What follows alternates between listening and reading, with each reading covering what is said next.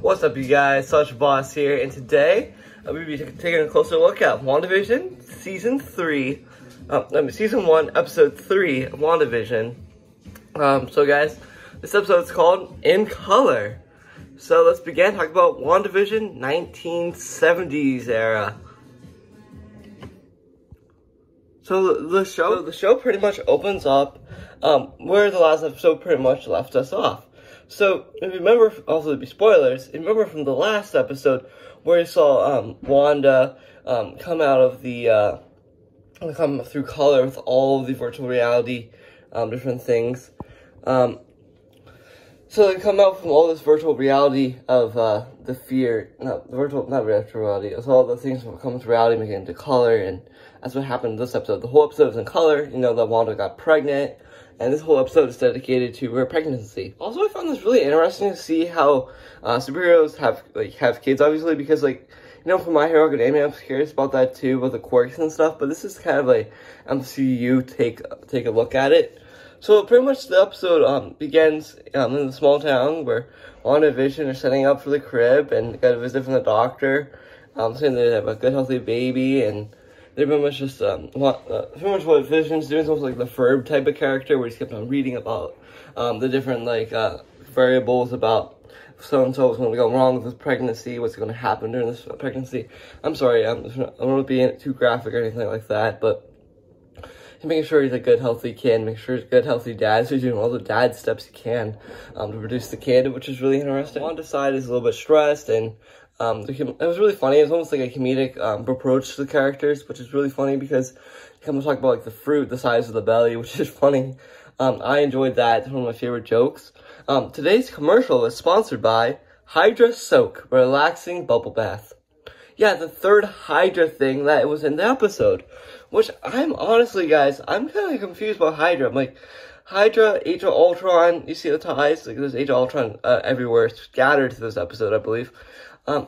So then the neighbor shows up. Let's talk about the neighbor. The neighbor's wearing one of those sword necklaces where, you see in the show where the sword has, the necklace right here, guys, which is really, it's really interesting to see that sword necklace, because like, the girl from Captain Marvel was there for a little bit, for the second half of the episode, while Vision, gets the doctor. So the reason why this is happening is because the doctor character, is on vacation, but realistically, if you've never heard anything about Easter eggs in the comics, the witch character, literally, helps Wanda have the babies on her own without Vision. Like, remember, Vision's on this loop, like, she's an invisible Vision, you know?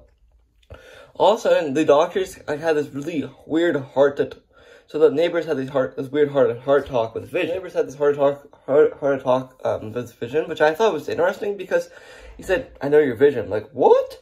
And he said that in a British accent, which is really funny. And also, Holiday was referenced once. But I thought it was kind of interesting how that works.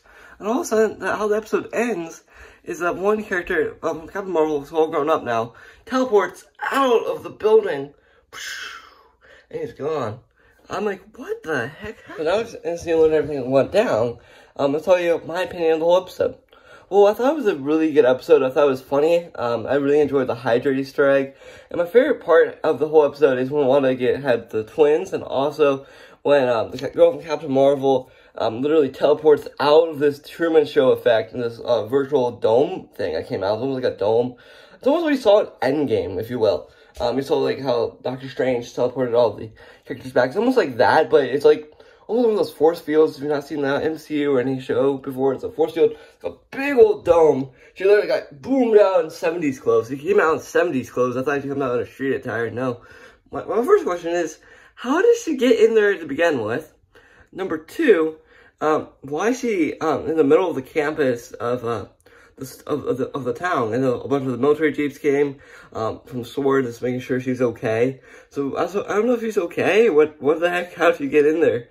So that's how the episode ends, which is weird. I know I spoiled a lot about this episode. So my whole verdict of this episode, guys, I really enjoyed it. I thought it was interesting at times. I thought this was better than episode 1.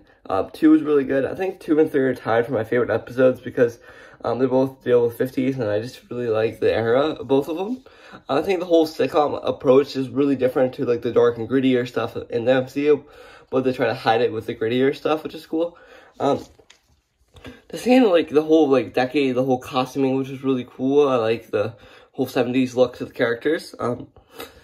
It just, one line that really stuck me, too. It's really hard to escape a small town. That's what said the Vision.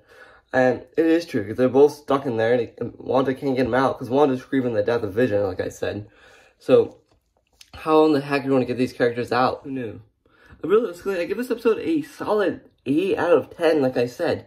Not a 10 out of 10 worthy episode. I think all the episodes I said are 8 out of 10, because they're just missing a little bit of information, like a little end credit. That's all I want. But Marvel just has these 6-hour credits that roll by. Boom, boom, boom, boom. I give episode 1 a solid 7 out of 10. I give episode 2 a 10 out of 10 because it's really good. Episode 8, I give it an 8 out of 10. I just really appreciate the whole series. I'm really proud of what the directors could give us for WandaVision. I'm thankful for the show that we got. I'm really thankful for all the different actors, and it's just a show that all fans of MCU would come together and say, yeah, this is a very good show, and I really appreciate it. Yeah, that's how I feel about it. It's good. Not my favorite Marvel movie, but I can't wait to see the Doctor Strange tides soon. So, Doctor Strange tides, please, Doctor Strange too, because I love Doctor Strange. I really give this episode. It's a good episode. With that being said, I feel like you have to watch all 3 because they're all canon. A little bit confusing at first, but it gets like kind of better throughout, like bread and butter. But other than that, this episode was a pretty good episode. It was really solid, and I love what the MCU is going through with Phase 4. It feels good to finally have some Marvel content in my life. Also, my After Ages shirt came in too last Tuesday. I got washed today, so I'm wearing it today. So After Ages. Other than that, guys, I'm out of here. So hopefully, you guys, you like and subscribe, and hopefully you learned a little bit about WandaVision 3. Thanks for watching. Bye.